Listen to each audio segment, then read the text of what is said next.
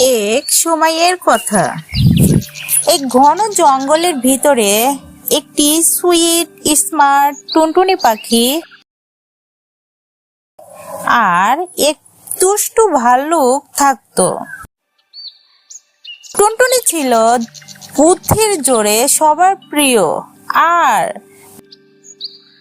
ভাল্লুক ছিল গায়ের জোরে ভয়ঙ্কর, কিন্তু তার মনটা একটু খটমটে ছিল। একদিন সকালে টুনটুনি উড়ে উড়ে যাচ্ছিল খাবারের খোঁজে। এমন সময় তার চোখে পড়ে এক বিশাল পাকা কলার থোড় জঙ্গলের এক কোণায় ঝুলছে। এই কলাগুলো তো দেখছি দারুণ মিষ্টি, ভাবলো টুনটুনি। কিন্তু সে জানতো ওই কলাগুলো ভাল্লুকের প্রিয়। তাও সে একটু সাহস করে একটা কলা টেনে খেতে লাগলো।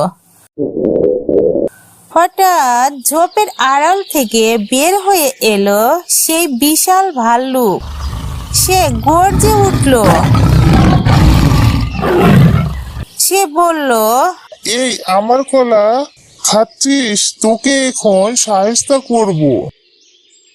টুনটুনি ভয় না পেয়ে বলল, ভাল্লুক ভাই, আপনি তো এত বড় আর আমি ছোট্ট একটা পাখি। আপনি কি সত্যি আমাকে এতটুকু ব্যাপারে শাস্তি দিবেন? ভাল্লুক একটু থমকল, তারপর বলল, তা ঠিক, কিন্তু তুই চুরি করেছিস, এর একটা শাস্তি হওয়া দরকার। টুনটুনি তখন বলল, তাহলে একটা খেলা খেলি। যদি তুমি জেতো আমি তোমার কাছে থাকবো, আর যদি আমি জিতি তাহলে তুমি আমাকে ছেড়ে দিবে। ভাল্লুক রাজি হয়ে গেল।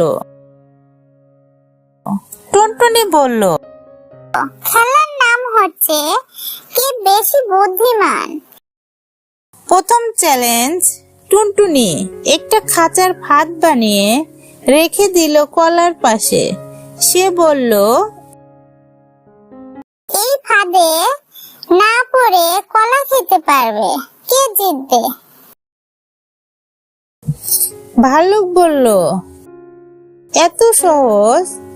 সে গায়ের জোরে ঝাঁপিয়ে পড়ল আর ফাঁদে আটকে গেল। টুনটুনি তখন হেসে বলল, এই খেলায় তুমি হেরেছো ভাই, এখন আমি মুক্ত। ভাল্লুক ফাঁদে পড়ে অস্থির হয়ে বলল, তুই বড্ড চালাক রে, আমাকে বোকা বানালি। টুনটুনি বলল, ভাল্লুক ভাই, গায়ের জোরে সব না, বুদ্ধিরও দরকার। আমি ছোট্ট, কিন্তু বুদ্ধির জোরে টিকে আছি। ভাল্লুক তখন হাসতে লাগলো। ঠিক বলেছিস, আজ থেকে আমি কাউকেই ভয় দেখাবো না, বরং বন্ধু হব সবার।